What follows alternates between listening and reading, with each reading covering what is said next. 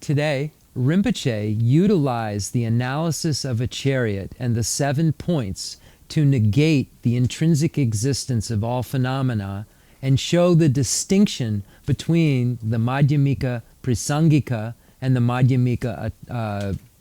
here, give me another take. It was so good.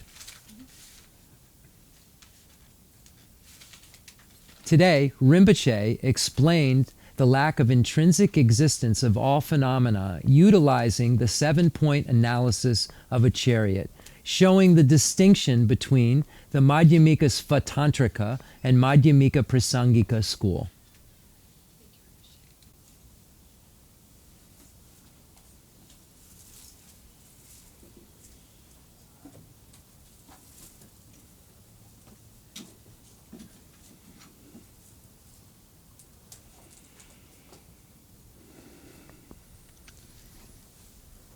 So, ni pa de ni su.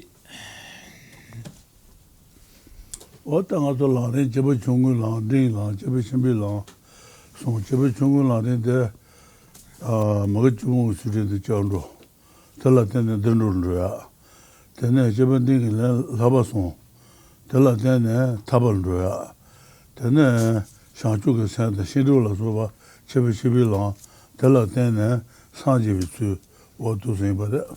Less so. So once again we are looking at the text, the great treatise on the stage of the path to enlightenment by Lama Tsongkhapa. And this particular text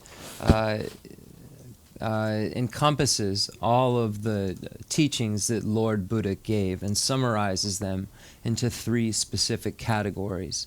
And those categories are called the teachings for beings of 3 capacities, and they present 3 specific results that categorically fall under the only possibilities of result that would fall into a major category in Buddhism. So everything that Buddha taught can fall into these 3 categories of results. So the first category is called the teachings shared in common with beings of small capacity. These teachings are for practitioners who wish to achieve higher realm rebirth into the gods and the humans. Specifically, as a translator's note, there are 6 realms of cyclic existence. The lower realms consist of the hell, hungry ghost, and the animal realm, and the higher realms consist of the human, the demigod, and God's realm. So those who wish to be free from the lower realms and achieve rebirth in the higher realms practice the teachings shared in common with beings of small capacity. So by relying on going for refuge to the 3 jewels of the Buddha, the Dharma, and the Sangha, engaging in ethical behavior that abandons the 10 non-virtuous activities, and acknowledging any downfall that one engages in dependence upon those practices, he or she will achieve rebirth into the higher realms of cyclic existence. So this first category is called the teachings shared in common with beings of small capacity. The next category is called the teachings shared in common with beings of medium capacity, sometimes middling capacity, and these are for practitioners who wish to achieve complete cessation of cyclic existence in terms of their own liberation, so their own individual nirvana. So this practitioner engages in what's called the 3 highest higher trainings. Highest higher training in ethics, concentration, and wisdom. And in dependence upon these 3 trainings, coupled with the prior practices of the small scope or small capacity practices, he or she is able to achieve cessation of cyclical rebirth and achieve their own individual nirvana. But this is different from Buddhahood. They still have what is called the obstructions to omniscience. Even though the afflictions have been removed, so cyclic existence no longer exists for them, they have not removed the imprints of those afflictions. So in order to remove those and to become a complete Buddha, one needs to practice the teachings for beings of great capacity. And these practices require one to engage in the small and medium capacity practices, and then coupling them with the generation of bodhicitta, the mind that aspires to enlightenment, and then from that mental state engaging in the practice of the six perfections. So the six perfections are driven by the mind that aspires to enlightenment, or done so for the sole purpose of becoming a Buddha. So these are how we divide all of Lord Buddha's teachings into three categories. And as a note, the great capacity also includes the tantric vehicle, which is mentioned briefly in Lama Tsongkhapa's great treatise on the stage of the path to enlightenment, but is only mentioned briefly because he has an entire text devoted to the tantric path, which is written in the same fashion of stages, from the action tantra to the performance tantra to the yogic tantra to highest yogic tantra. And that text is called the Great Treatise on the Stages of the Tantric Path to Enlightenment, the Lamrim Chenmo. So that is inferred or implicitly contained within the great capacity teachings. Mainly in this text we focus on the perfection vehicle, but it's implied that the perfection vehicle and the tantric vehicle are contained here because those are both the Mahayana paths to Buddhahood. Digsung. 당아서 매일은 투 가버셔서 대주주주서 매일은 투디와. 더 투디 안에 와데 취하고 주아지 계셔버렸어. 취하고 주바 이난 저와 서로 먹을 하고 용을. So at this moment we have the human basis. We have this very rare condition that has been brought about by our previous karma. So we're in the position now to practice Dharma in the best way possible. So we need to make sure that we utilize this very important basis for for great purpose. And what is that great purpose? The great purpose of achieving those results that are just mentioned.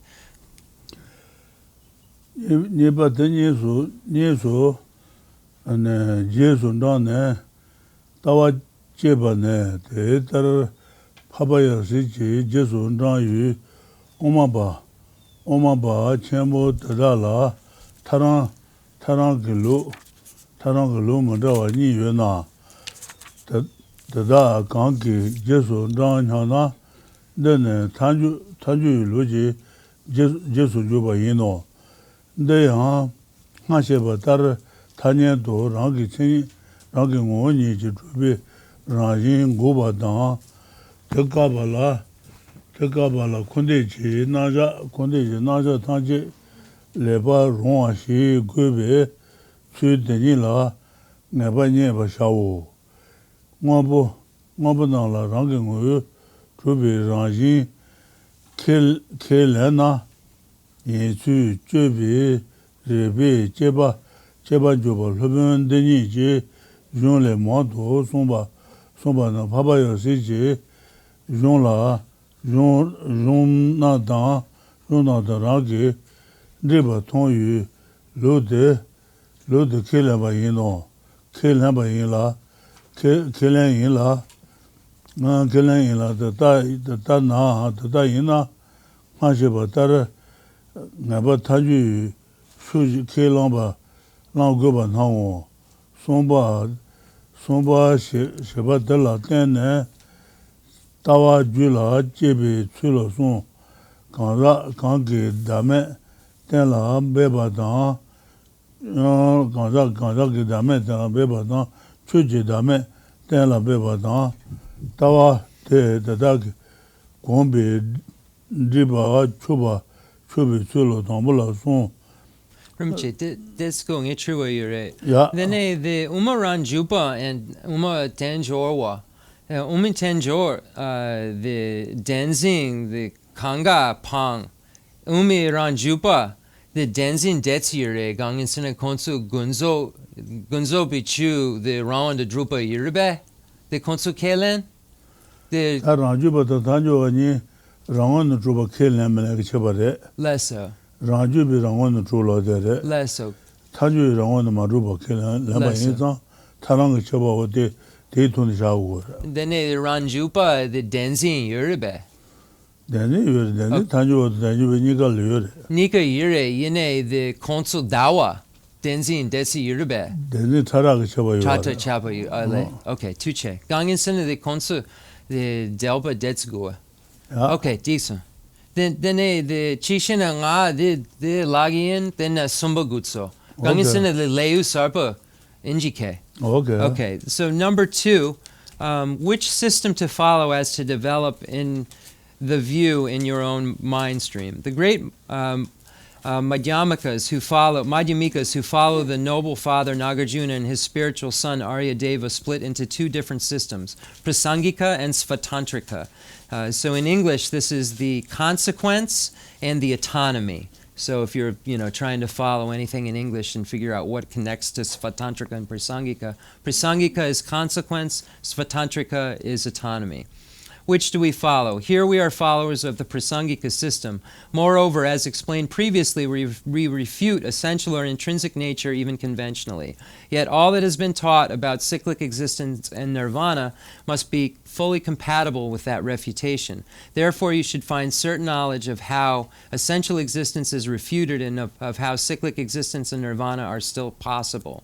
The texts of those 2 masters often say that you should conduct rational analysis that scrutinizes what things would be like if they were accepted as essentially or intrinsically existent. Seeing that the texts of the Noble Father and his spiritual son are in complete agreement on this, I accept that system. Accordingly, it is apparent that you should accept the Prasangika position as explained above. So what Lama Tsongkhapa is saying here is that if you look at the view of the Middle Way Autonomy School, and you accept what they are proposing, look at what the consequences of that are. Look at what the illogical things that occur are. So if you start from their stance and say, I believe this, if you say, I believe this, then look at this consequence to that, and look at that consequence to that, and that consequence to that. So it's saying that if you adopt this position even yourself, you'll be able, through the process of consequence, negate that view. But you still need to find the compatibility of existence in a conventional sense and the lack of intrinsic existence in even a conventional sense.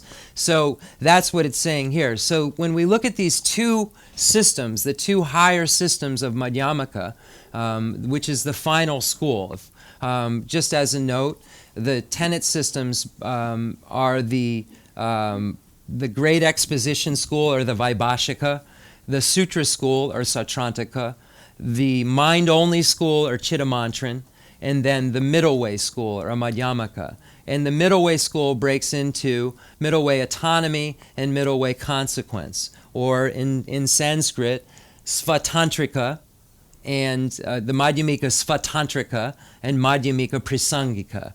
The Prasangika, or the Middle Way Consequence School, is the highest school in Tibetan Buddhism, followed by the Middle Way Autonomy School, or Madhyamika Svatantrika.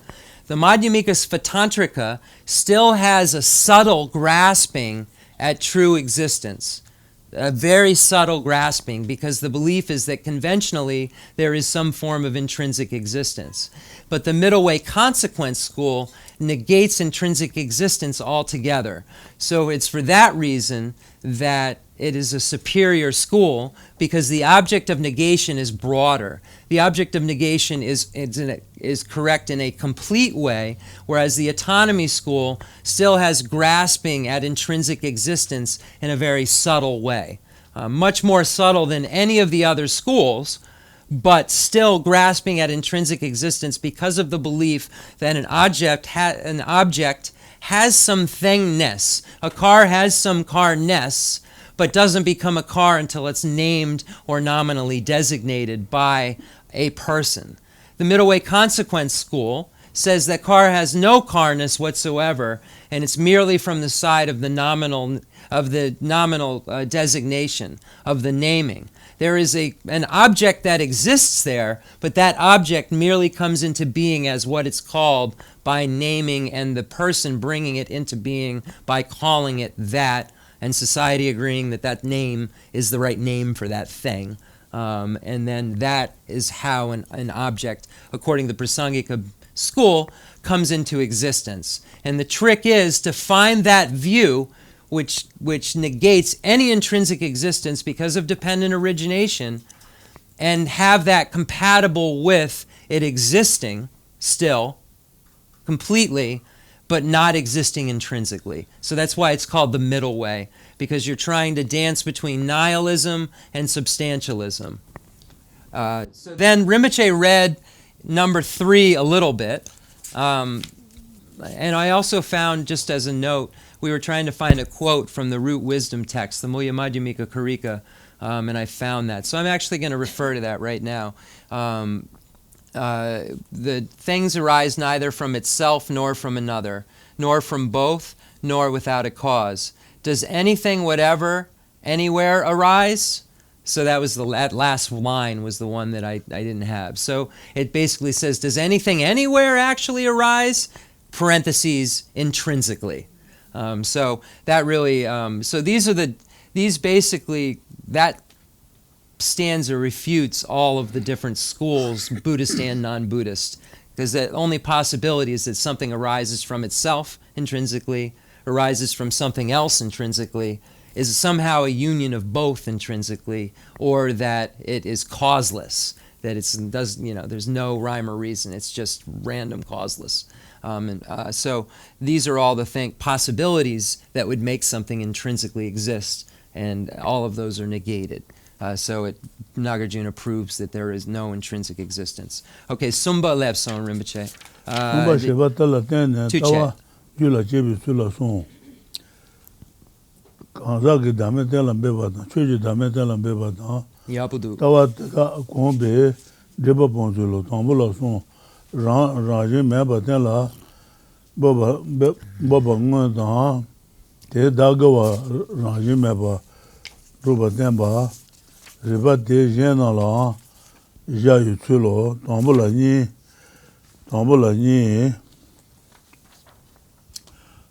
ni pengo ba da de la ja wo tambu ne yun de do jamba le da je sha wa du ji sen chen da wa jo ba yin du ji pombo de ton de la sentient Yomayin, Jeta Yona Tuna la Tene, Shinda, Joba Tara, Tejin Pumbana Tene, Kudu Sejen She Shao, She Ranki Yona Kolola Suba la Tene,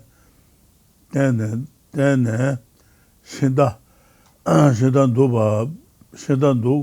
Duba, Punzene, Pumbana la Tene Jam, Dagi, Sejen, Daba Somba, Toma Rangi, Shinda, Besheba Shao, de la Je, Shinda Rangi Meba, Tayutu, Temba Tam, Tela, Toba Bonwa, Megi, Chabara Jigune, Ruby Tu, Tela Tene Nyoto, Tawa, Nyebi Pen, Tambo ne Juba le, Shinda Rangen la le, Jende mi, Jemi Mai, Tete Yami Shin, Yala Lami, Yala Tete mi, Duba Tam mi, I mi, Chijino, Shinda, Rangi, Yala le, Chidan Tade la Suba, Dunto, Mebe, Taba Tam Yimba Jindu Dadan, Pombani Jan, Tetan Rawa, Sonso, Dere Shinda la Rangi Ngoyo Drubi Rangi Yuna, Dun Mazawa Chidan Tade, Naba Dundu, Rangi Ngoyo Me, Chubi Zebe, Druguba Le, Dumbu Tada Kanto Yang, Madrubi Sheri Rangi Medo, De la Shindi Yuna Ne, Soshin dan kolo dan sebula soba wo. Shinda ne yunla tata dan rajin chi mayi de chi yina yunla tena dan doma jindo shinda yang doma jowa dan shinda chi yinba jindo yunla dan jang chi dun jowa dan shebabu dan shayu leji jidu juyu, jowa suji jun yodo, rāngi yuñla nā tāng, rāngi ngū tubi rāngshīn, rāngi ngū tubi sūsūwa mī te yīnā, bōmbā tāng nāmbu shīn tō, yagāwa sūsū mī bā jōwa lē, mā mī bī shētāng, dābi jūmē bā jū shirō, tēn bī shūnyī, 카중라 슈네바 따르 카중라 슈네바 따르랑게 유라 남 제된도 메라 된도 메라 르들 세진 나바 따르 유라 남다 유라 나라 되네 자메데 되니는 라게고 오니제 소소아이나 Trubale maybe sure. Trubale te maybe sure. There Panjun Yobatam Mongoke, Temba, Raki, Chenrezig, Truba, Gobao. But Juba, Paju Sombi, Paju Sombayan, Parabo de la, Raki Chenrezig, Temba, Trubi. Jenda goba dadawa tanjila tejin to sheba shawo. Dembi shujan mate de dadara shi la lejin tuanjin to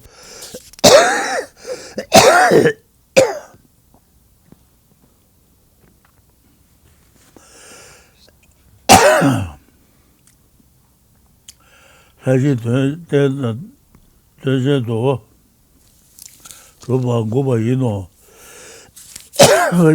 버저 니지 바로부터 나라기 체지지 대바 제주바 고바 이데 너나와 사절라 제지도 셔버 셔고 대비 수정 맞대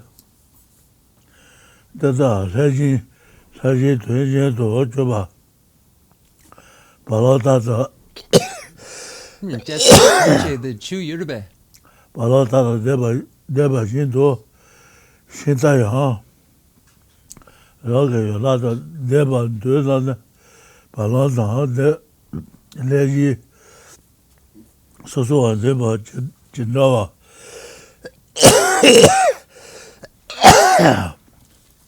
대신도 신달라 거기 얘라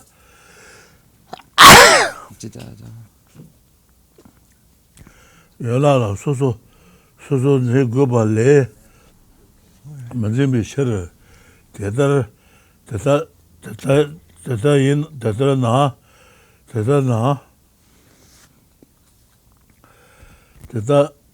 대다를 대바 매도 세진 나와서 대노 쉐바 따르 신다 요라다 대바 머리데 라진 타데바 까비시나 라기 ngoyo droba rāngi ngū drūpa lā pēntū tēnā rāngī jībī shūyīn lā tēyāng māshībī shirō tēyāng lēyīn pā nāwā tāng tēmbā tāng tānyē tu yabā mōnggū bā tār shīntā lā yā yīmbē cēnyī Rangi Tsenigi.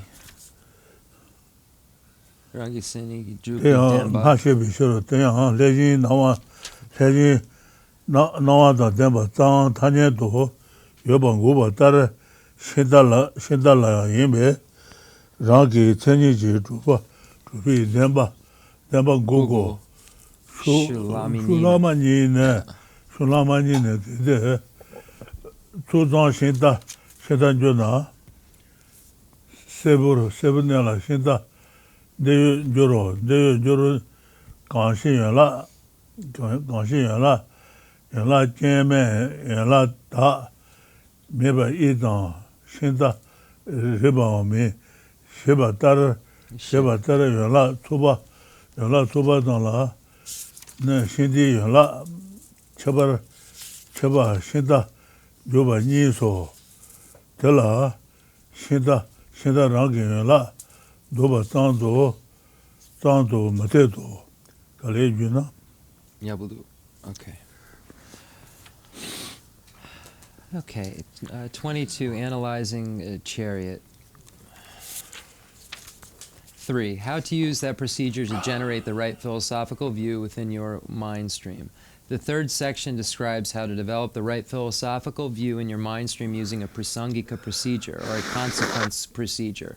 Within this section, there are 3 parts. So just as a translator's note, it's important to know that the reason that this prasangika word is used, it means consequence in English, and it basically is, this school uses the illogical positions of the person to show them that it's illogical. So, like, just as a note, if someone were to believe that all colors are red, someone would just say, so yellow's red? And then that by saying that, this school believes that you can make someone have the correct view instantly by knowledge they already have within their own mind that just hasn't been put together correctly. So you're using their own, the stuff they already have and they're working with, for them to be able to see that what their belief is illogical. So that's why it's called the consequence position, the consequence school. It is this is the consequence to you believing that. This is the consequence to you believing this. So that's why it's called that. So it just makes it easier when I read it as consequence school, because then I know kind of what it's talking about instead of prasangika, is a fancier word. Within this section, there are 3 parts. How to determine that there is no self, i.e. essential self-nature in the person. That's chapters 22 through 24. Number 2, how to determine that there is no self in phenomena. Chapter 24. And number 3, how to eliminate afflictive and cognitive obscurations by becoming accustomed to those views. Chapter 24. How to determine that there is no self in the person. This section has 3 parts. 1, actually determining that the self, i.e. person, lacks intrinsic existence. Chapters 22 through 23. 2, teaching that what the self owns is also thereby established as lacking intrinsic existence. 3, how to apply those lines of reasoning to other phenomena as well. 1, actually determining that the self lacks intrinsic existence. This has 2 parts. Giving the example, showing what it illustrates. Giving the example, a sutra cited in Chandrakirti's explanation of the Middle Way commentary says, self is a demonic mind. You have a wrong view. These composite aggregates are empty. There is no living being in them. Just as one speaks of a chariot in dependence upon collections of parts, so we use the convention living being in dependence upon the aggregates. Taking as an example the imputation of a chariot in dependence upon its parts, such as its wheels, the Buddha states that the self or living being is also imputed in dependence upon the aggregates. Therefore, I will first explain the example of the chariot. The explanation of the example has 4 parts. So aggregates means all the parts that make up a person. So not just the body and the hands and the eyes, the cognitive parts and all of those other things that all come together to make us sit here right now. Every single part of breath and element and fire and wind, all those things are, when they speak of aggregates, that's what it means. It's the aggregates, the aggregation of our parts. And then there are 5 of them. But that's what that's talking about. Showing the chariot, the explanation of example has 4 parts. 1, showing the chariot exists imputedly without intrinsic existence. 2, eliminating objects to that. 3, how to establish the chariot under various names. 4, the advantage that you find the view quickly by using this example. Number 1, showing that the chariot exists imputedly without intrinsic existence. Chandrakirti's commentary on the Middle Way says, a chariot is neither asserted to be other than its parts nor to be non-other. It does not possess them, it does not depend upon the parts, and parts do not depend on it. It is neither the mere collection of parts, nor is it their shape. It is like this. Thus he says that just as a chariot is a mere imputation since it does not exist in these 7 ways, one with its parts different from its parts, etc., so it is also from the self and the aggregates. If the chariot had an essential or intrinsic nature, it undoubtedly would be established by reasoned knowledge that analyzes whether it exists intrinsically in any of the 7 ways. However, since it is not established by such knowledge in any of the 7 ways, it does not intrinsically exist. The parts of a chariot are the axle, the wheels, the nails, etc. The chariot is not intrinsically one with those parts. If it were one, then there would be fallacies such as the following. Just as the parts are plural, so the chariot would also be many. Just as the chariot is single, so the parts would be single. Agent and the object would be the same. Nor is a chariot intrinsically separate from its parts, because if it were, it would be seen separately apart from them, like pot and cloth, yet it is not. Also, there would be no reason to impute it in relation to those parts. 2 of the positions involve positing a chariot and its parts as basis and dependent. A chariot is not the basis for its parts, like a bowl holding yogurt, nor does it rest in its parts, like Devadatta in a tent. Because such relationships, Devadatta is a person's name, just by the way. Because such relationships could be demonstrated only if a chariot and its parts were essentially separate, but they are not. Here we do not refute mere mutual existence. We refute a basis independent that exists by way of intrinsic character. Even the 2 examples just mentioned refer to situations in which the other party accepts that there are intrinsically characterized bases and dependence. All similar cases should be understood in this way. The possibility of possession is also untenable. If you hold that a chariot possesses its parts, just as Devadatta possesses oxen, i.e., as objects other than himself, then just as the oxen and Devadatta are seen separately, a chariot and its parts would likewise be seen separately, yet they are not. Thus, there is no such possession. It is also unreasonable that a chariot should possess its parts just as Devadatta possesses his ear, because we are now refuting intrinsic difference. For things that exist essentially, this type of possession would involve intrinsic oneness, and we already refuted that. Again, we do not refute the conventional existence of Devadatta's merely having an ear, and the same applies to the chariot. Thus, we refute intrinsically characterized possession. So, an intrinsically existent possession.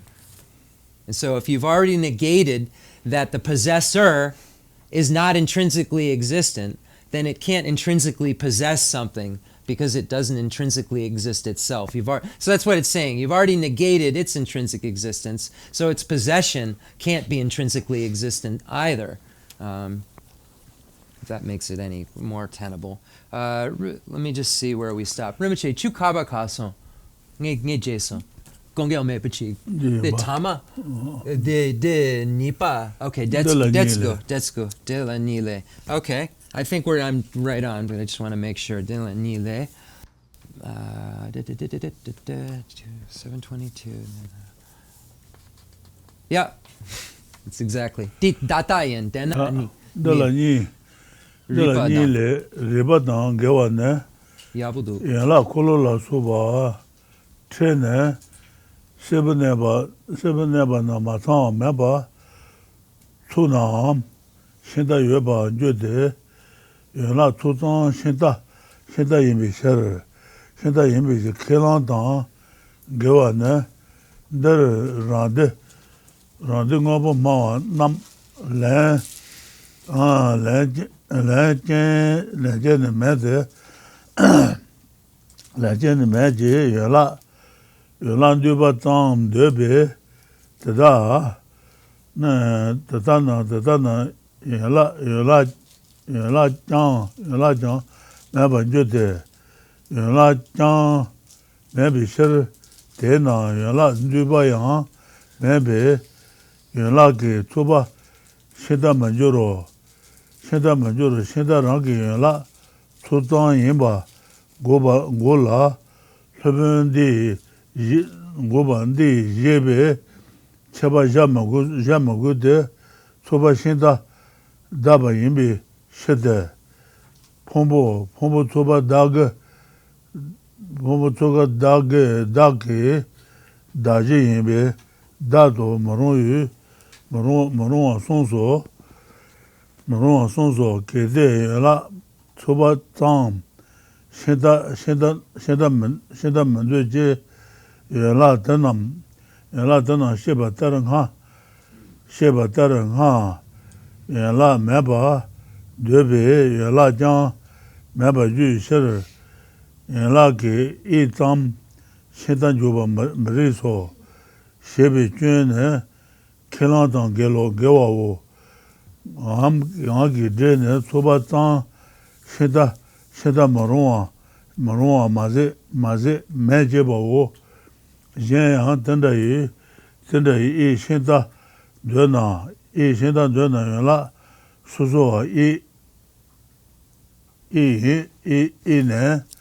yola tubi shenda du tambo tana nga mandi bi tuji na cheba mebe inam hanji dan manda yi tambo tana chu shinda riri ngayon juro cheta shinda tula wang teji na shiban juba tada la chetar dada yang shinda yue ma yin she sombi chun no dada yang nga ma driba dan she dribi tuji Ponglo la soba ila mandayi cheba mebe ne chayi tse shinda meba tar dribi tse yang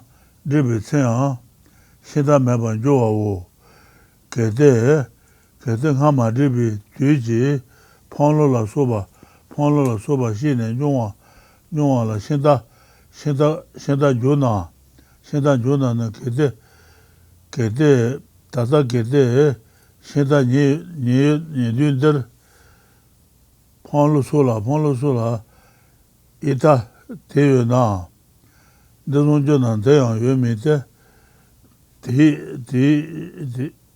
shere ita shinda yue ma yin she sombe chun yue to hashi ponglo tang so shin la soba jenda yu cheba yin shi yue na ne me goba le cheta te jang tendawa me ba me be ngama tang manda yu sheje tenda mariso kete la susu shinda mando je la tsubi shinda jogo jana kanshi cheje la soba jang mebe ide la soji maina kanshi jeyang mai tetene dene iso tashi chetan joro she sombi chun yodo tetar dada soba la tenbi shinda maride soba zeso maruba soba la tenne soba la tenne iso doba matebi shede tayo tangche dobi ye zewe do kelambi shiro yuan la soba la rangi nguyo dobi rangin na zeso meba na rangin yuan na sobi yuan la nam rangin chi tade kanron le mandala tada kan de na kan shinda la sheba yindo ne daba menubi shiro tayo zang daji la zeyu menubi ranglu la yang la tsubi shinda daji yin la shinda ne tila tayo chu yinbe dedang shinda mendo to ti shir tsubi shinda yinba gobi gaja la chaba ngashi magoso kete deba mebi tubala tene demeji isu joba meteba meba dona ona mariba dan sabun la suba medembi jola tene duje dan joma la su nyogola suba deba meba tanji jewala meteba meba do good chujinde ne jeta de tar medeba jola tenshine deba meden raje jen tanji jane jewa shebasha shesomba taro kale juna.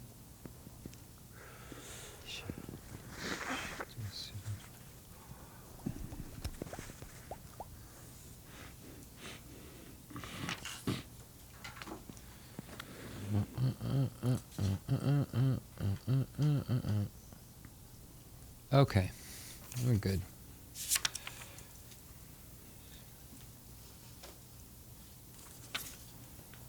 Some consider the mere collection of parts or the distinctive shape of the parts to be the chariot.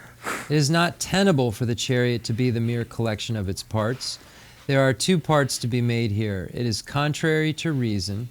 A chariot would exist even in a complete collection of separated parts, wheels and such, lying in pieces, since the mere collection of parts is a chariot.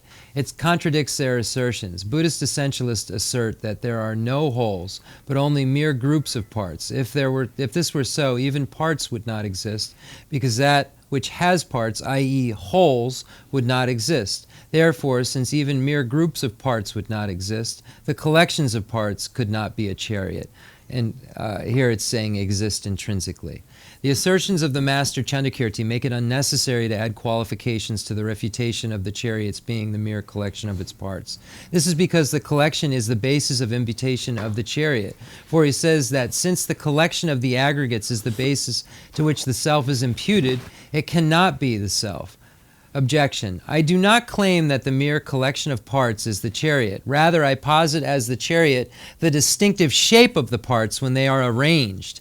In saying the response, in saying this, you contradict your own assertions. As explained above, since you assert that what has parts does not exist, parts also would not exist. Therefore, it is unreasonable to posit the mere shape of the parts as the chariot. The word also, in the verse just cited, means that it is not just the mere collection that cannot be the chariot. Therefore, furthermore, if you say that such a shape is a chariot, then is the chariot the shape of the individual parts or the shape of the collection? If the former, it is a shape no different from the shape of the parts prior to their being assembled. Or is it a shape unlike their shape prior to assembly? Chandrakirti's commentary on the Middle Way points out a fallacy in the first position. If you say that the shape that each part already had is what we know as a chariot, then just as there is no chariot when the parts are unassembled, so it is also when they are assembled. Also, the shapes of the wheels and such have no features after assembly, unlike those they had prior.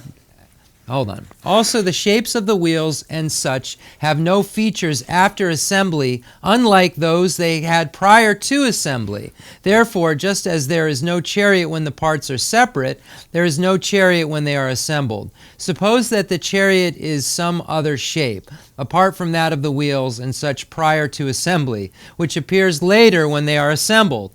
It is unlike the shape of those earlier parts. Chandrakirti's commentary in the Middle Way states this fallacy. If now, while the chariot itself is here, there were a different shape in the wheels and such, then it would be evident, but it is not. Therefore, the mere shape is not a chariot. If there were something different, some dissimilar feature between the shape of the wheels, axles, and such before assembly and their shape after assembly, then this would have to be evident. Yet no matter how you look, you do not observe such. Hence it is not reasonable for some shape of the parts after assembly, unlike the shape of the parts prior to assembly, to be the chariot. Objection. I do not claim that the individual shapes of the individual parts are the chariot. I consider the general shape of the collection of the parts to be the chariot. Reply. Chandrakirti's commentary on the Middle Way states this fallacy. According to you, collections do not exist at all. So the shape cannot be that of the collection of parts. How could you see a chariot in the shape of something that does not exist at all? This means that it is unreasonable for the shape of a collection to be a chariot, because inasmuch as collections do not substantially exist, it is untenable to impute shape to a collection. For you essentialists hold that all imputedly existent phenomena have substantially existent bases of imputation. A collection of parts does not have an essential or intrinsic nature. It lacks substance. If it did intrinsically exist, it would have to be either one with or different from the parts comprising the collection. Whichever you assert, we can refute you as explained above in the case of the chariot. So Lama Tsongkhapa is saying, anything you want to say, if it has something to do with things existing intrinsically, we will refute that position. And if we can't, then we'll convert. I've heard Lama Tsongkhapa says that as well, that if we can't refute something you come up with, then we will then become your school. And then we will call that the highest school. So he's saying that anything you come up with, we can refute. So anyway. And it's all in search of the nature of reality, not out of ego or pride, which is also posited and mentioned in text. 724, just want to make sure where Rinpoche led off. Shiro, 725. Okay.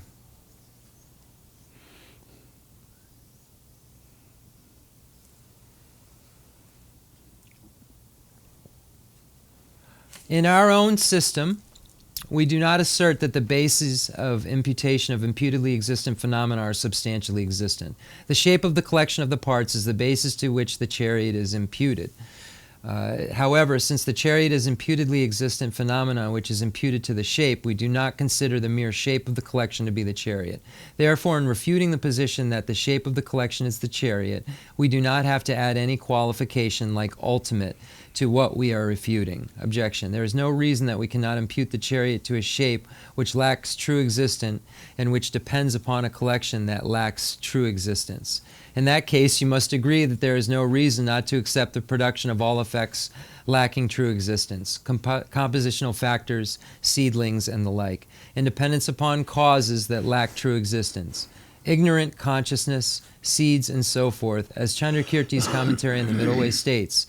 As this is what you assert, you should also understand that all effects that have untrue natures are produced in dependence upon untrue causes. This example of the chariot also precludes positing the mere aggregation of the 8 particles, form, etc., to be composites such as pots. It also refutes the imputation of pots and such in dependence upon the 8 substantially existent particles, and it refutes the proposition that pots and such are located in the distinctive shapes of substantially existent forms and such. Why? Since form and such are not intrinsically produced, they have no intrinsic nature, and thus it is untenable for them to be substantially existent. Accordingly, Chandrakirti's commentary on the Middle Way states, it is therefore unreasonable to claim that an awareness of a pot arises in relation to a particular configuration of form. Since they are not produced, form and such are also do not exist. Therefore, it is unreasonable. Since they are not produced, form and such also do not exist. Therefore, it is unreasonable for a pot to be the shape of a collection of forms. So just as a note, it's saying that the intrinsic existence of form and such does not exist. It's not saying form doesn't exist. It's saying intrinsically existent form does not exist. So when they use the word exist, they're speaking intrinsically exist. That's the point that's being made here. And it's smack dab in the middle of a commentary that's explaining all of that. So this quote is coming out of that commentary that is all about that.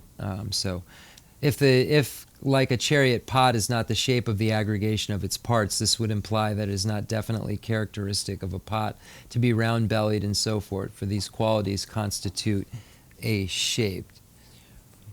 Reply, we hold that what is round-bellied, long-necked, and so forth is a pot, but we do not accept that the round-bellied shape is a pot. Otherwise, we would have to agree the bellies and necks are also pots. As a note, the first text in the debate school, they define a bunch of objects. They define what is form, they define color, and then color becomes a definiendum, and then that which is suitable to be shown as hue is its definition.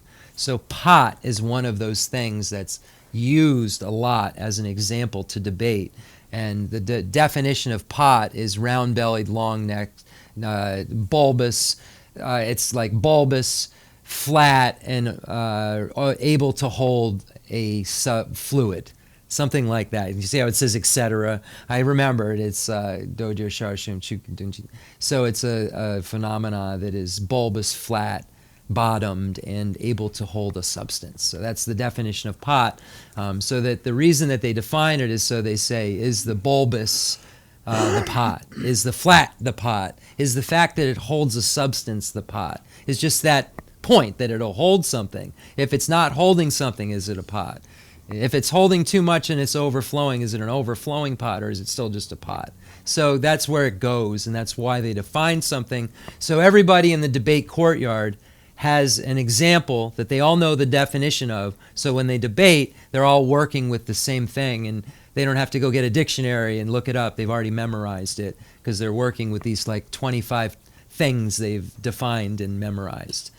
So that's the reason you'll see these mentions of color and mentions of these similar things over and over, because it's the first topic you study as a child in the collection of topics in the logic primer.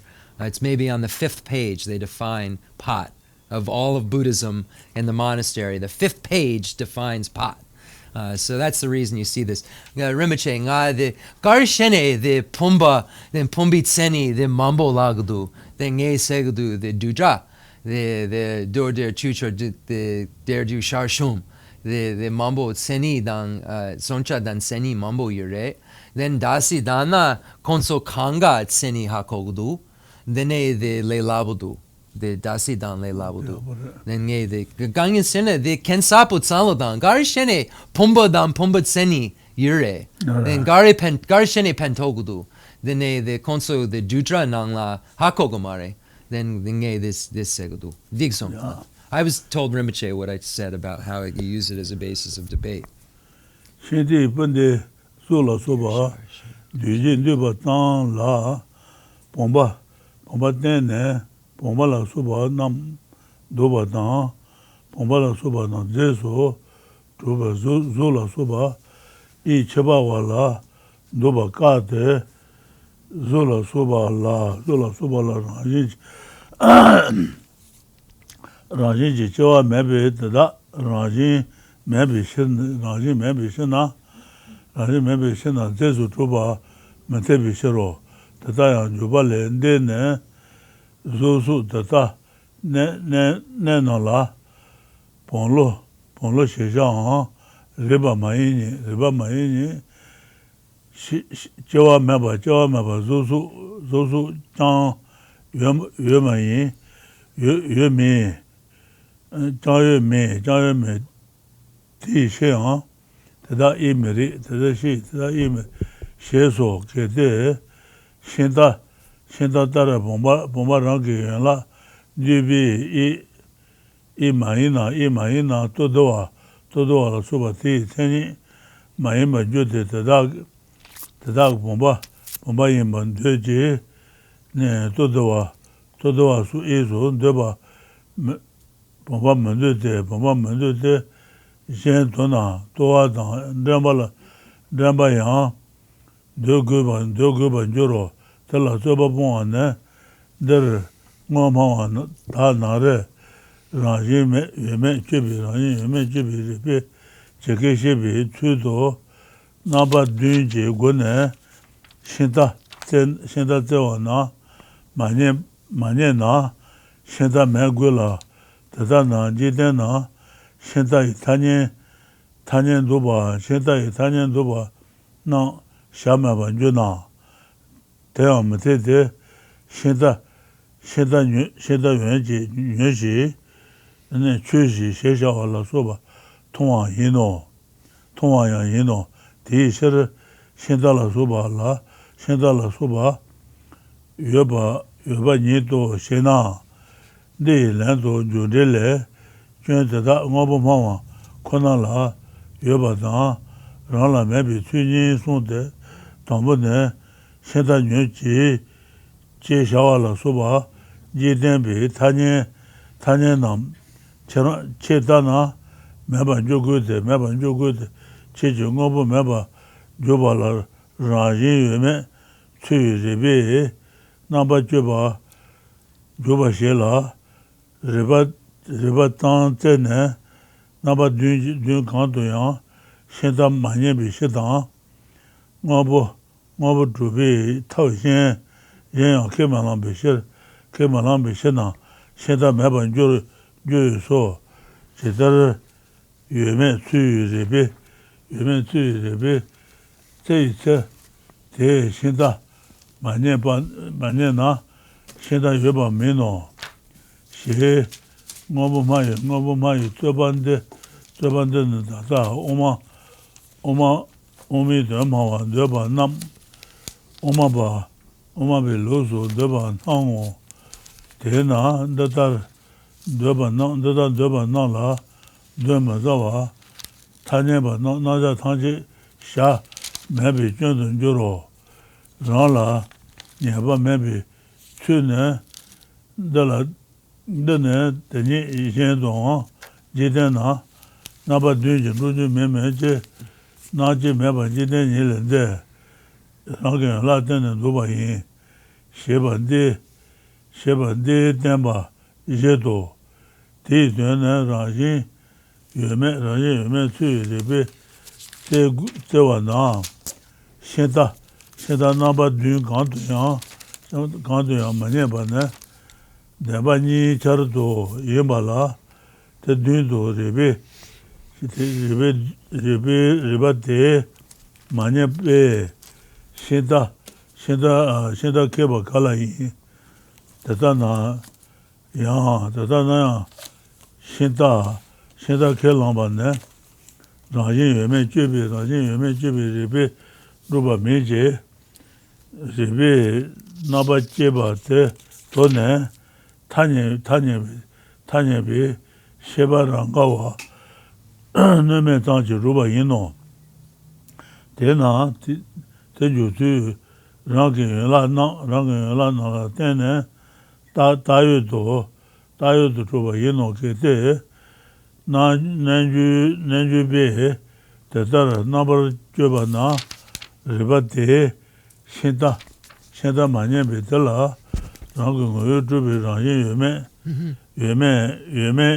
Yume Jan, Ti Yelana Rangin Yudu Jana, Tambo Tiba, Tawa, Tambo Tsuwa Chune, Yengi du Shawa Shite, Shenta Yumi, Shenta Nyu Mina, Ti Se, Yela Jame, Ti La Jame, She Sombatar, Yela Jen Mena, Yela Jan, Maybe Sher, Kete Tene, Metete, Shenta Shiba, Ponlola Suba, Yela Suba Maybe Shero, Yana, Tene Tema Yinte, Shenta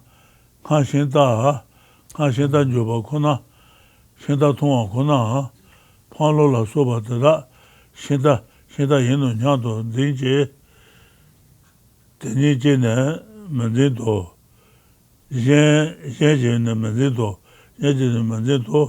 Shenta Shiba Te, Ponlola Suba Na, Shenta Dewa Mebe, Shenti Yola Mino, Ti Sher Yola Jame, Ti La Jame, Shenti Yola Yoba Maino, Ti Se, Shenti Gune, Yola, Tang Yola Jen, Ni Gaya, Menjan, Ponlola Suba Na, Raki Yola, Na La Tune, Yola Jen, Yela, Chashi Nam, Ti Yola Yimbe, Yola Jan, Maybe Yola Yudu Menuso, Jen, Yola Jen Mena, Yola Yala Jen Mena, Yala maybe Tundana, Shinda Tina, Yala maybe Lume, Yala Jeme, seeing Lume, Yala, Jensi, Yalago, she son be, but Digito, Sheba Shao. Yabudu, Yeah. Dikan, Rinpoche, then Yeah. Chua Dan Lenja, Okay. Jutsu Judan Kamajung Aleza, Yeah. then NGK Lot, then in Karna, Yabudu, Tearing Silbudu. Okay. Dun, dun, dun, dun.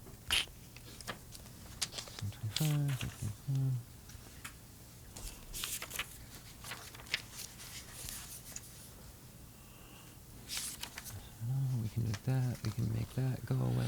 Ba, ba, ba. We're on 283, eliminating objects to that, right? Eliminating objections to that. Essentialist objection. When you use reason to analyze the question of intrinsic nature, searching for the chariot in the 7 ways just explained, and you do not find it, then the chariot must not exist. Yet, if this were so, the conventional designations of chariot would not be made in the world. This is not tenable. Witness expressions such as fetch a chariot, buy a chariot, and make a chariot. Therefore, things such as chariots do exist. Reply. Chenrezig's explanation of the Middle Way commentary shows that this fallacy befalls only you essentialists, not us. First, if it were as you say, then worldly conventions such as fetch a chariot could not exist. For when you posit things as existing, you used reason analysis to search so as to see whether they have intrinsic nature. Yet when sought by such reasoning, the chariot is not found in any of the 7 ways. Since you advance no other method for establishing things, chariots would not be non-existent. It seems that nowadays some who claim to advocate the meaning of Madhyamaka put forth as the Madhyamaka system an argument made by advocates of true existence. When reasoning searches to see whether a chariot has intrinsic nature and fails to find a chariot, then a chariot does not exist. An undeniable fault of such assertions is that they make it impossible to give any presentation of conventional phenomena. The following passage from Chenrezig's commentary on the Middle Way shows how our position does not have this problem. This chariot is not established in 7 ways, either in reality or for the world, yet without analysis, just for the world, it is imputed independence upon its parts. The meaning of this is as follows. When reasoning searches to see whether the chariot intrinsically exists, it is not found in any of the 7 ways. This is the case in terms of both the two truths. But when reason fails to find it in those 7 ways, does this refute the chariot? How could it? Reasoning that analyzes whether things intrinsically exist does not establish the assertion of the chariot. Rather, leaving the reasoned analysis aside, it is established by a mere unimpaired, ordinary, conventional, i.e. worldly consciousness. Therefore, the way a chariot is posited is that it is established as existing imputedly. It is imputed in dependence upon its parts. Objection. When a yogi analyzes in this way, reason does not find a chariot. Hence, the chariot does not exist essentially or intrinsically. However, its parts do exist intrinsically. Reply. You are searching for threads in the ashes of incinerated cloth. It is ridiculous. If the whole does not exist, neither do the parts. As Chenrezig's commentary on the Middle Way says, when the chariot itself does not exist, neither the whole nor its parts exist. This is, if the whole does not exist, the parts do not exist. Quam. This is untenable because when the chariot is destroyed, the collection of parts, wheels and such is still evident. Reply, no, only for those who have seen the chariot before will think these wheels and so forth are those of a chariot. Others will not think that. When the chariot is destroyed, the wheels and such are not associated with a chariot and thus are not parts of a chariot. Therefore, neither the chariot as a whole nor the parts of the chariot exist at that time.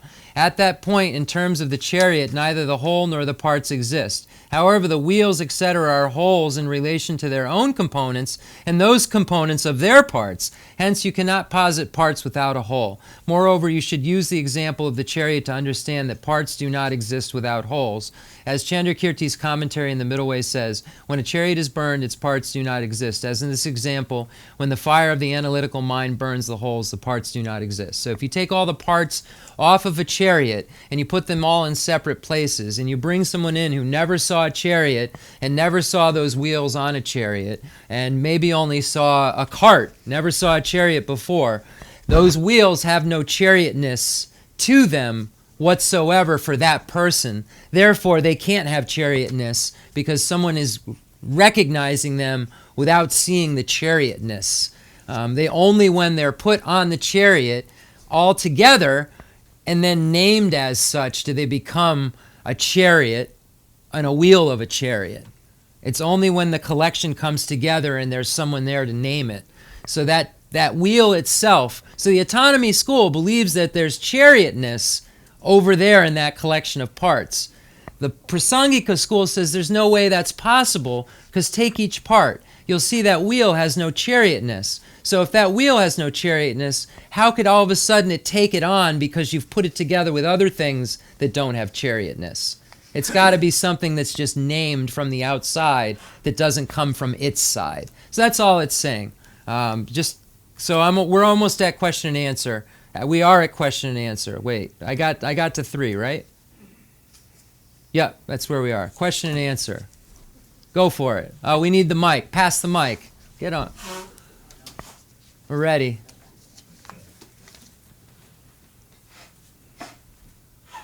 Pass the mic and do anything you like. Okay, that's it.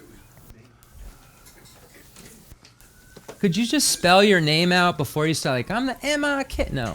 Okay. Like Beastie Boys. I think it would definitely get more views. I was just had this image pop into my head. If let's say that you put me in a room with all the parts of a chariot, okay, and give me nothing but the directions of how to assemble it. Okay. Without it, so then I put the whole thing together and say that looks pretty good, and I decide to call it a kumquat. Then essentially it's a kumquat. No, because worldly convention doesn't call it a kumquat. It's not called a kumquat. When it comes together as that, it is a chariot only because worldly convention calls it a chariot. Now, the reason that it doesn't have chariotness is because you could then take it and do something that isn't. You could make it a trailer, perhaps. You could tow it behind a horse and put rakes in it or something. So then put it behind a person. So that's why it doesn't have chariotness to it. But worldly convention, that thing you put together, you had directions for. You had directions to make a chariot. Right. You know what I mean? The kon triwa the kon the chikshena I forgot what chariot's called in Tibetan. The yenla mambo the nyamdu shala. Then the mingda the mota yuna. The mota the korlo yu, then the mota the jak yu, then the mambo nyamdu. The mota yin. Then kon triwa the kon the susur the sha nala. Then kon korlo yure, dan jak yure, dan num yure, the kanga yure. Then a becha yure, tambo disha.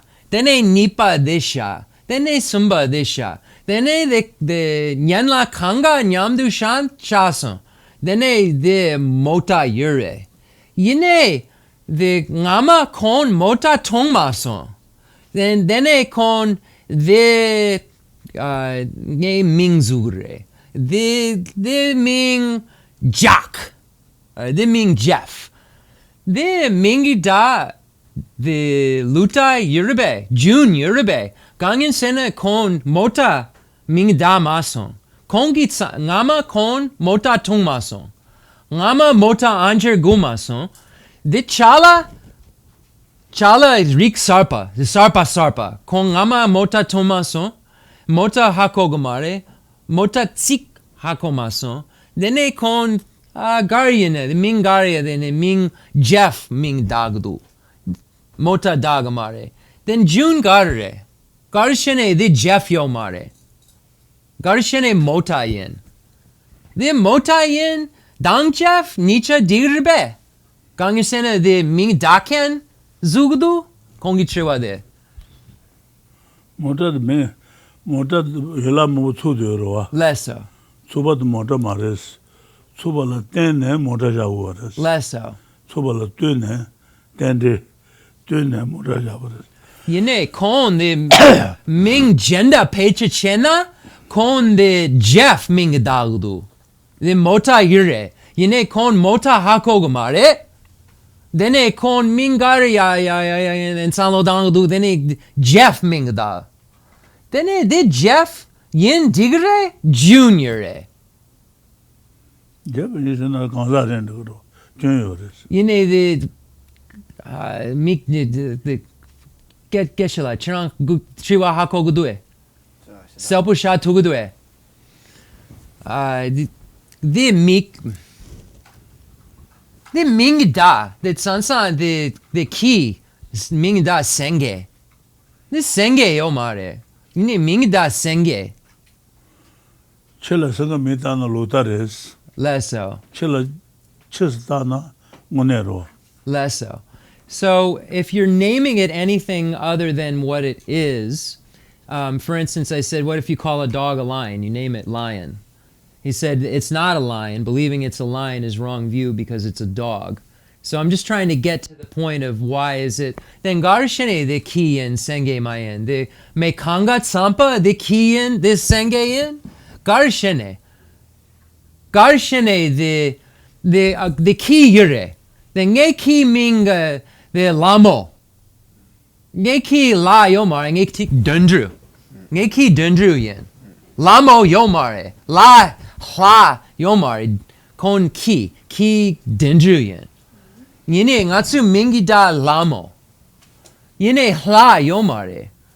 Then garshine hla yomare. Ki yimbeche. Dendru yimbeche. Dene the mingi da the garre. Then garshine Mega tabal rawares karatana. mingi da rawa. Yine mingi da nyune. Mingi da rawa. Mega tabal rawares. Dene? Mila ngemi da tami yores. Ale. Ngone imbe meta jitan me jumata. Ale. So there is incorrect nominal designation and correct. And the word for incorrect is like lying nominal designation. Like lying, meaning calling a dog a lion.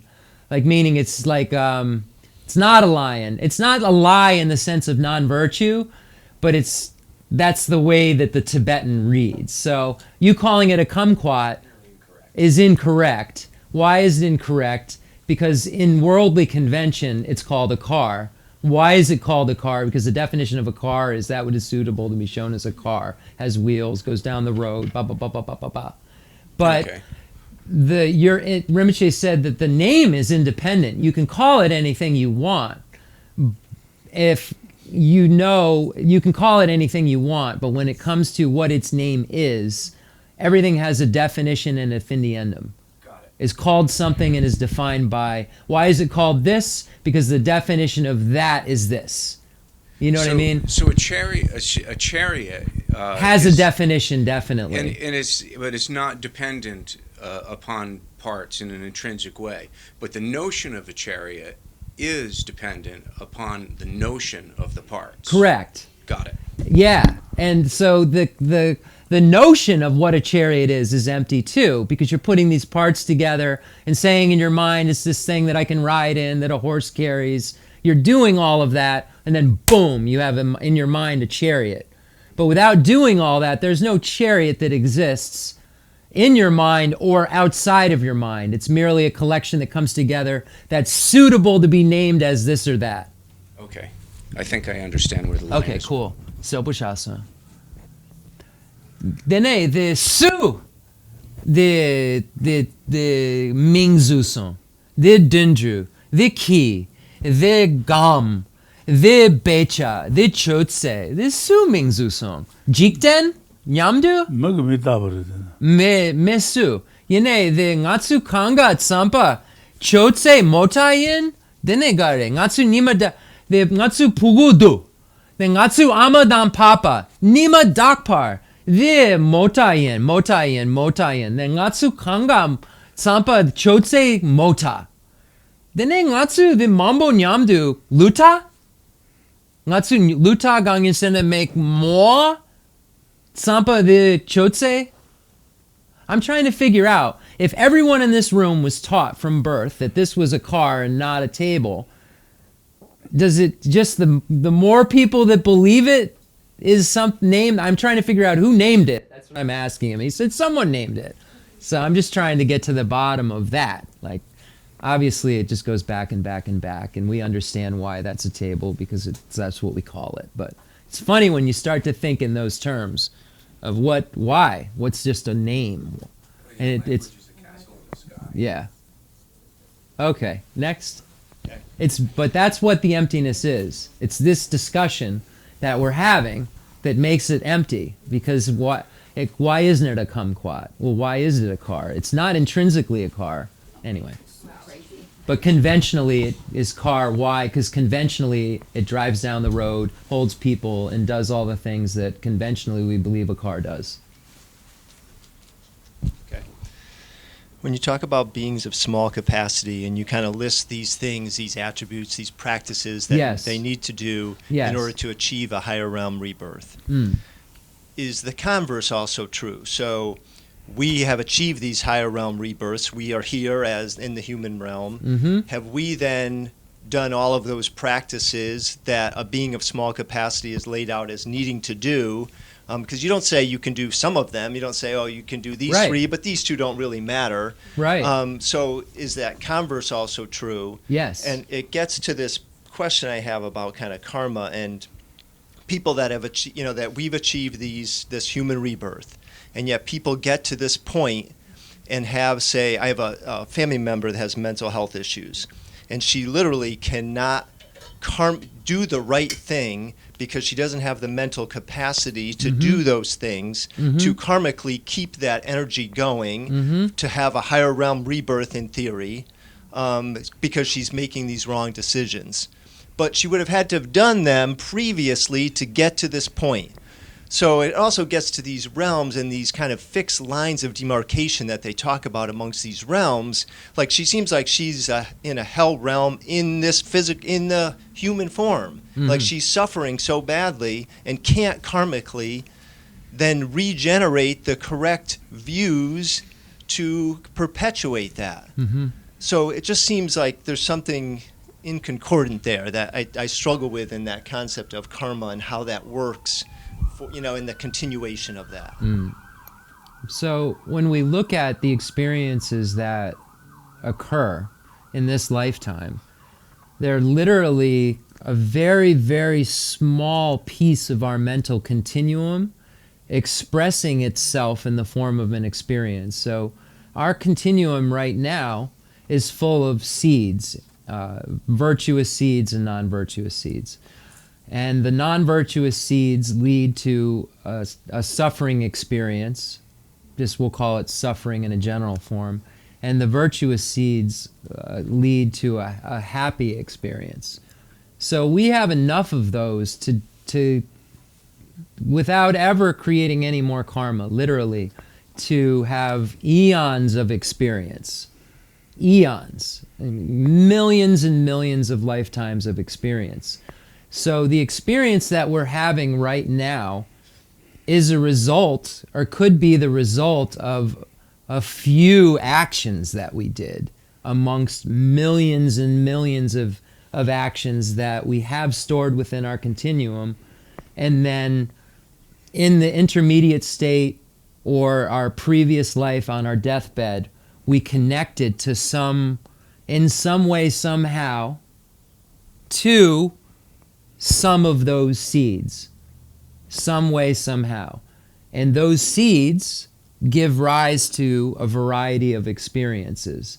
So in this lifetime, for instance, if someone is incapacitated in some way, that only means that there's been the exhaustion of some negative karma that was in their continuum, but is also in every one of our continuums as well. So we all within our continuums have that same potential to have that, even though we're sitting here right now. If we haven't realized certain things, we have in our continuum right now the potential to experience all of the varieties of suffering that we currently see in front of us, and after experiencing them, go to a God's realm. Because we've already created the karma and the seeds to have a million varieties of experience. And the point of Buddhism is to try to beat it before it happens, to get rid of those negative seeds before they ripen into something that is a form of suffering like you're speaking of. And according to Buddhism, everyone becomes a Buddha, and everyone goes through whatever process their karma leads them through. But every karma we create does not have to be experienced because it can be purified. So now I'm going to ask Rinpoche a bunch of questions, but I felt it important to say that first because we as humans cling to this life and we see it as the end-all be-all and can't see before it or after it because of our karmic obscurations. We don't have the clairvoyance and we don't have the intellectual capacity to understand beyond the simple words that we're trying to muddle through very complex waters. We're trying to understand something Buddha said is much more difficult than emptiness to understand. Why karma is the way it is. Why right now I feel good and in 5 minutes I could all of a sudden have an appendicitis happen. And like why? You know, I'm having the best day of my life and then tragedy occurs. And then why does that happen like that? Buddha said to try to figure out the subtleties that cause and effect that are occurring it requires omniscience. So, Rinpoche, kontriwa de me kashe se de sheda kale kapudu me kashe de sem de gupa dandar de kon lobjung she tugumare then kon lobjung she na de becha lo tugumare de kongi sem pugo chun chun lo ni dandar de tse kanga dene kon lobjung kali kapudu gewat sa kali kapudu gangin sena me kashi de sen chun chun dakpar long langadu dakpar sheda long langadu chikshena lo ngapchu lo druchu nima dakpar long langadu then pugu chun chun sem dandar dene konsu kandre lobjung she then konsu kandre jewa shema the la dan me drodu kandre gangin sena say de lobjung she tugumare lobjung she chok tugumare dene konsu jewa shema dewa cha kandre ko long lamba ina dene yenga su ma jo ba na ko ma go ba dene yungro da o mo cha ju ma je ba Lesso. Lesso. Dene the ngatsu jewa shema lada me jewa gona. Then jibu chungo nyamlen che ngatsu kelen. Then the gonchu sun jansu dro dang the megewa ju pang. Dene tanda ngatsu me luden yure. The da jewa ngama ngatsu the gewa ju dang gonchu sun jansu dro sun tela tene ngatsu melu tu bares yene the yimbe chap rinpoche ngatsu me luden yuna jewa ngama gonchu sun jansu drubi chap chado no sutin sun chagres suchen cha yene the gonchu sun jansu dro ingua me luden guna gonchu sun jansu dro ingo cha te go mares cha mare gargo te sutin sun ndi go sutin gonchu sun le chao no ma chao su mandu na sutin sun kan yoro. Okay, so it is necessary to have accumulated ethical behavior in order to have a human basis, but it does not mean that you have gone for refuge to the 3 jewels previously. So it is not a sign. A human basis does not require the going for refuge. It's part of the small scope, and it's part of like saying, well, if you do this, then you will receive a higher realm birth. But it does not mean it has to. Ethics are what have to be there.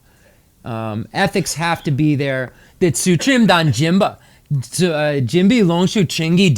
So when you look at the quote from Buddha, the Buddha says, from generosity comes the enjoyments, from ethics, happiness. And then when they say, what is happiness, posit happiness, they say higher realm rebirth. So the Buddha said that it's ethical behavior that gives higher realm rebirth, but that doesn't mean, like you're speaking of, that it's always good. So you can have a higher realm rebirth and have suffering every day of your life. So then Rinpoche said, I said there are some people, for instance, who are born and they never progress past the age of 2 mentally. And then there are some people who are every day of their lives angry. And he said, but did they kill anyone that day? Did they steal anything that day? Did they create adultery that day? He said, so if they're engaging in ethical behaviors that aren't... So Rinpoche is saying that it's very complex when we look at what is someone doing in a day and whether they're creating virtue or non-virtue.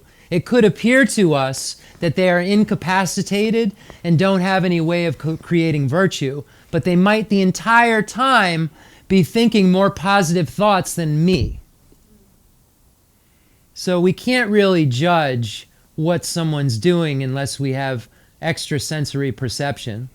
It can appear to us because of our karma that they don't have potential, but they have the same potential that we do because they have Buddha nature. And I've seen in front of my eyes some of Rinpoche's students incapacitated mentally and transform into practitioners that are unbelievable. So I've seen things even go from something that I thought was irreversible to not. So I can see in my own life where I've projected qualities onto someone that weren't really accurate. And I'm not saying you're doing that, but Rinpoche is just saying that just because someone can't read this book doesn't mean that they're not creating virtue. Does that answer stuff? Anything I missed? It's a really hard subject. It's really hard. And it seems judgmental, I know.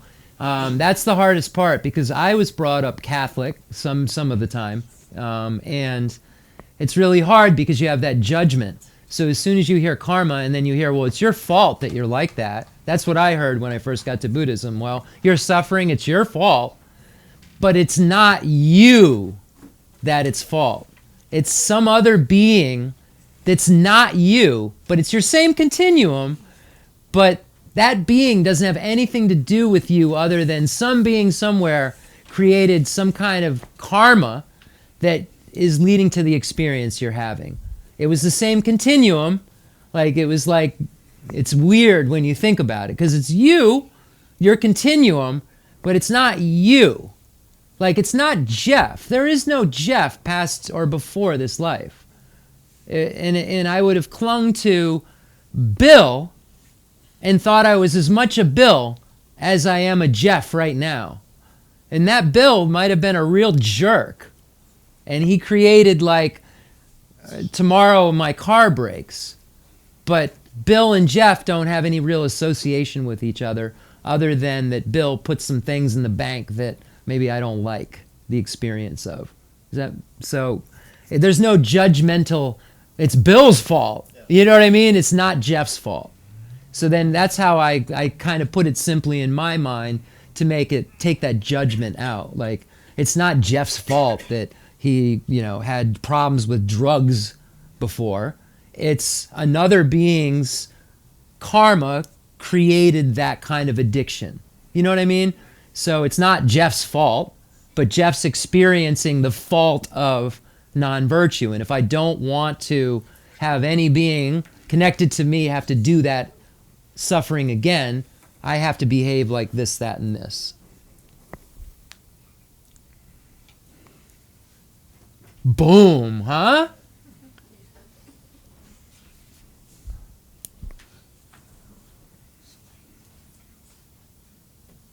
I apologize to any Bills out there I might have offended too.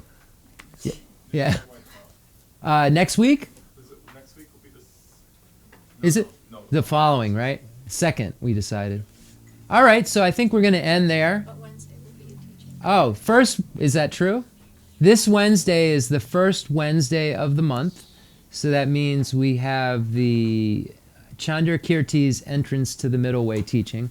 And it's been really amazing. And Rinpoche is taking the text stanza by stanza and sometimes line by line and explaining it. And this we're doing, because this is the most difficult section of the book, just to repeat for anybody who's watching, Rinpoche is doing more of a transmission with a slight commentary because there's so much information in here that infers the student has studied the tenet systems and most of us haven't.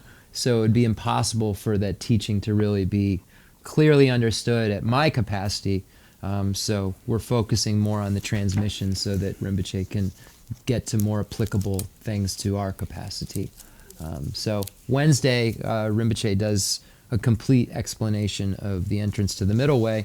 And we're now currently in the section of the 6th chapter, which directly applies to the section that we're in the Great Treatise. So the 6th chapter is the kind of emptiness section. It's all about emptiness, but the 6th chapter is the main pith of the explanation of emptiness in this text, and really is in concordance with the message that's being given in this 3rd volume of the Lamrim Chenmo.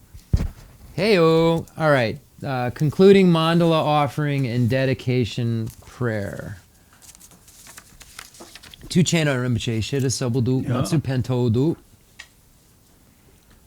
The fundamental ground is scented with incense and strewn with flowers, adorned with Mount Meru, the 4 continents, the sun and the moon.